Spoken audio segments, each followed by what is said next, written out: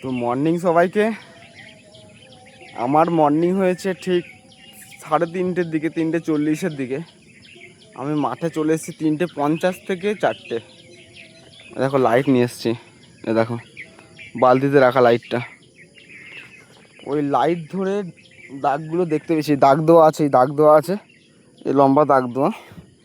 এই একটা ড্রেন করেছি, দেখো ড্রেন করেছি ভোর রাত্রে এসে কোদাল চালাচ্ছি না ঘুমিয়ে। এটাই চাষি বন্ধু,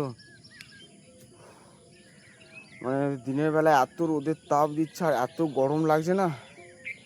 অবশ্য আজকে এখানে 12 কাঠা জমি আছে, ওই কলা গাছ পর্যন্ত। এই ড্রেন সব টানতে হবে, চিচিঙ্গা লাগাতে হবে, তার জন্য ভোর ভোরে চলে এসেছি কোদাল চালানোর জন্য। কি গরম, সকালেও গরম, সূর্যের তাপটাই নাই সকালে। সূর্য দেখো এখন ওঠেইনি। চলো টাটা সবাইকে।